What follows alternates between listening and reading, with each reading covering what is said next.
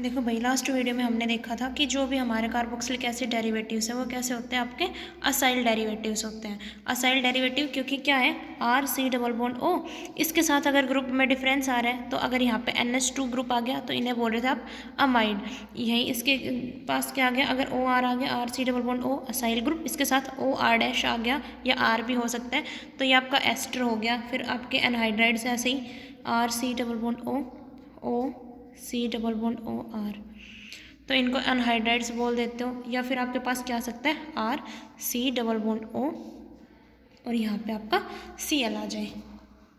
ठीक है, तो इनको ये क्या हो गया, आपके अमाइड्स, एस्टर्स, एनहाइड्राइड्स और ये एसिड क्लोराइड। अब हमने देखना है इनमें सारों की रिलेटिव स्टेबिलिटी देखनी है। अब हमने कल देखा था जो भी हमारे असाइल डेरिवेटिव होते हैं ये रेजोनेटिकली स्टेबलाइज्ड होते हैं। कैसे, R C double bond O, और इस वाई के पास क्या होता है, हमारे पास लोन पेयर होते हैं। इसके पास लोन पेयर होते हैं, ये इधर ये वाला, इसके पास क्या बन जाती है भाई, रेजोनेटिक स्ट्रक्चर आपकी क्या ड्रॉ हो जाती है, R C double bond Y और इसके पास ओ। तो ऑक्सीजन पे चार्ज आता है नेगेटिव, वाई पे चार्ज आता है पॉजिटिव, तो ये ऐसे रेजोनेटिंग स्ट्रक्चर आप इसके ड्रॉ कर सकते हो। ठीक है, तो जितना अब इनमें देखना है हमने, इसकी स्टेबिलिटी किसकी ज़्यादा होगी, इसमें अगर स्टेबिलिटी देखनी है हमने इसकी, इस वाले की, जितना ज़्यादा ये हमारे स्टेबल होगी रेजोनेटिंग स्ट्रक्चर्स, उतना ही ज़्यादा इसका कॉन्ट्रीब्यूशन होगा हमारे हाइब्रिडाइजेशन के अंदर, हाइब्रिड के अंदर, रेजोनेंस हाइब्रिड के अंदर, और उतनी ही स्टेबल हमारी ये स्ट्रक्चर होगी। तो जिसका जितना ज़्यादा कॉन्ट्रीब्यूशन होता है वही आप पढ़ते हो ना। तो अब हमने देखो रेजोनेंस के रूल पढ़े थे, तो इसमें वाई की जगह NH2 ग्रुप आ जाएगा, एक बार OR डैश आ जाएगा, एक बार ये RCOO नेगेटिव और एक बार Cl नेगेटिव। तो सबसे पहले देखो अब क्या हो रहा है, इनके बीच रेजोनेंस हो रहा है ना। तो ऑक्सीजन के पास कौन से ऑर्बिटल्स यूज होते हैं, 2p, इसके कितने 2p, और इसके कौन सा, अगर इसके केस में क्लोरीन है, पहले देख रहे हैं हम क्लोरीन वाला case, RCO negative double bond Cl positive, तो इसमें इन दोनों के बीच ओवरलैपिंग 2p, इसमें 2p 3p।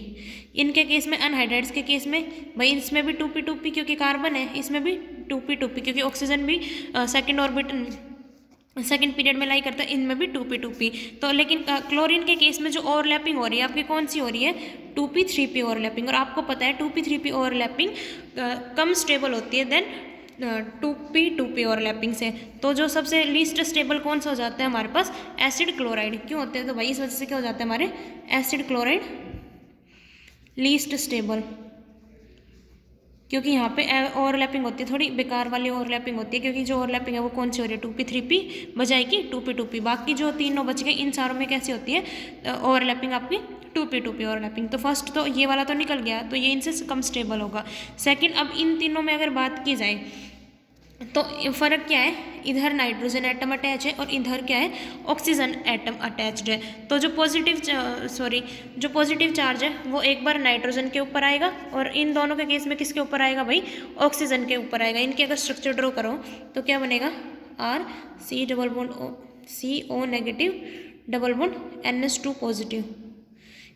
एस्टर्स के लिए क्या बनेगा, RCO negative OR negative, oxygen पे पॉजिटिव, इधर double bond RC double bond, और इसके केस में तो क्या है आपका O और पूरा ये C double bond O R group, और इधर क्या है O नेगेटिव। तो इसमें नाइट्रोजन पे पॉजिटिव चार्ज, इसमें ऑक्सीजन पे, और इसमें इस ऑक्सीजन पे पॉजिटिव चार्ज। तो हम रेजोनेंस के रूल के अकॉर्डिंग देखते हैं कि जो हमारा मोर इलेक्ट्रोपॉजिटिव होता है उसके ऊपर पॉजिटिव चार्ज आना चाहिए, और जो जितना ज़्यादा इलेक्ट्रोनेगेटिव है उस पर नेगेटिव चार्ज आना चाहिए। तो इनमें नाइट्रोजन और ऑक्सीजन में अगर इलेक्ट्रोनेगेटिविटी की बात की जाए तो ऑक्सीजन हमारा ज़्यादा इलेक्ट्रोनेगेटिव होता है। तो इसके कंपेरिजन में इन दोनों में ऑक्सीजन पे पॉजिटिव चार्ज, इधर नाइट्रोजन पे, तो अगर कंपैरिजन किया जाए तो नाइट्रोजन पे पॉजिटिव चार्ज ज़्यादा स्टेबल होता है। तो इन तीनों में सबसे ज़्यादा स्टेबल कौन हो गया भाई, हमारा अमाइड। फिर अब इन दोनों की बात की जाए तो इसमें क्या लग रहा है, इस ऑक्सीजन पे पॉजिटिव चार्ज है और आर ग्रुप क्या लगा रहा है आपका, प्लस आई इफेक्ट लगा रहा है, और आपको पता है ये प्लस आई इफेक्ट लगा रहा है तो इसको और ज़्यादा डिस्टेबलाइज करेगा, इसे एनर्जी जो है इलेक्ट्रॉन डेंसिटी से प्रोवाइड करवाएगा तो इसे और ज़्यादा डिस्टेबलाइज कराएगा। लेकिन इसके केस में क्या लगेगा भाई सॉरी, इसे स्टेबलाइज कराएगा ना, पॉजिटिव चार्ज, डिस्टेबलाइज नहीं भाई, स्टेबलाइज कराएगा। और इसके केस में यहाँ पे कैसा लगेगा, इसका